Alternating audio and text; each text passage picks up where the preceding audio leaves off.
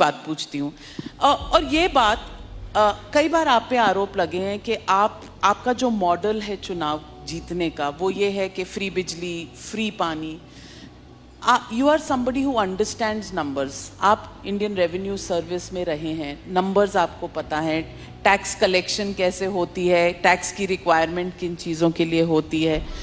क्या ये फ्री के जो पॉपुलिस्ट बांटने की इलेक्शंस के दौरान जो ये एक आदत सी पॉलिटिकल पार्टीज में बन गई है, क्या ये लॉन्ग टर्म सस्टेनेबल है?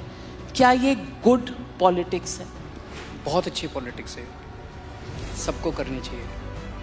मैं आपको बताता हूँ क्यों। इसकी इकोनॉमिक्स भी समझाता हूँ आपको और इसकी पॉलिटिक्स भी समझाता हूँ आपको। सबसे पहली बेसिक बात, इन सारे मंत्रियों को और इन सारे एमएलएज को बिजली फ्री मिलती है। इनको जब बिजली फ्री मिलती है तो उसको फ्री भी नहीं बोलते, और जब जनता को, इनको 4-4 हज़ार यूनिट बिजली फ्री मिलती है महीने की, और मैं जनता को 200 यूनिट फ्री बिजली देता हूं, तो इनको सबको तकलीफ होती है। क्यों? अगर इन मंत्रियों को जो फैसिलिटी मिलती है मैं अपनी जनता को देना चाहता हूं, तो इनको क्यों तकलीफ होती है? इन सारे मंत्रियों को और एमएलएज और एमपीज का सारा इलाज का खर्चा फ्री है। कोई बीमार हो जाए इनके घर का सारा फ्री है। तो अगर मैंने अपने दिल्ली के लोगों का इलाज फ्री कर दिया तो इनको क्यों तकलीफ होती है? जो जो चीज़ें इन मंत्रियों को और इन संतरियों को मिलती है मैं अपने लोगों को देना चाहता हूँ, नंबर 1। दूसरी चीज़, अगर मैं, एक समय था जब मैंने सुना था कि राजनीति के अंदर एक समय था जब फ्री बांटते थे, और फ्री बांटने का पैसा कहाँ से आता था? सरकार लोन लेती थी और लोन लेके उस पैसे से फ्री बांटते थे। That is not good economics.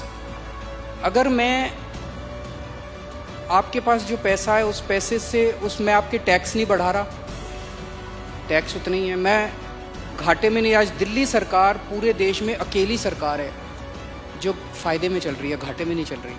CAG की रिपोर्ट है 2019 की, उस रिपोर्ट में लिखा है हमारी सरकार बनने के पहले दिल्ली सरकार घाटे में चलती थी। हमारी सरकार बनने से तब से लेके आज तक दिल्ली सरकार अकेली सरकार है पूरे देश के अंदर जो फ़ायदे में चल रही है।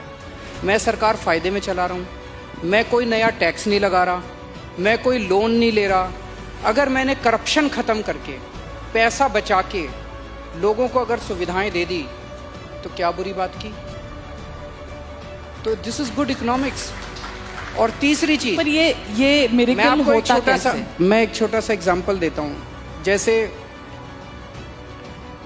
ये फ्री दवाइयों वाला कैसे सिलसिला चालू हुआ, ये बड़ा इंटरेस्टिंग है। हमने एक फ्लाईओवर बनवाया, उस फ्लाईओवर की 325 करोड़ रुपए की एस्टिमेटेड कॉस्ट थी, वो शायद 200-250 करोड़ रुपए में बन गया, तो 125 करोड़ रुपए उसमें बच गए।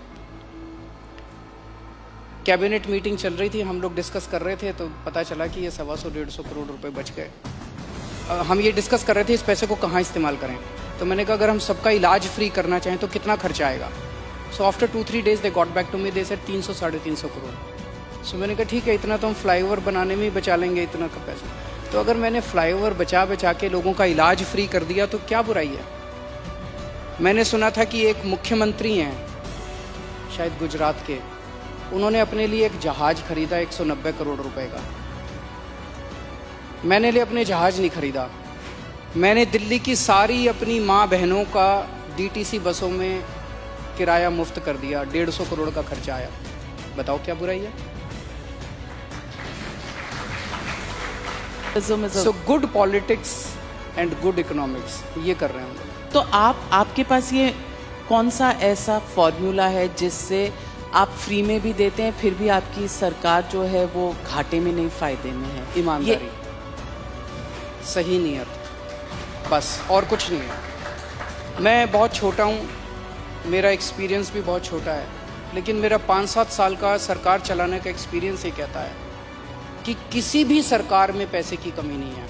मैं ब्लैंकेट स्टेटमेंट दे रहा हूँ, किसी भी राज्य सरकार में और किसी भी केंद्र सरकार में पैसे की कमी नहीं है, नीयत की कमी है।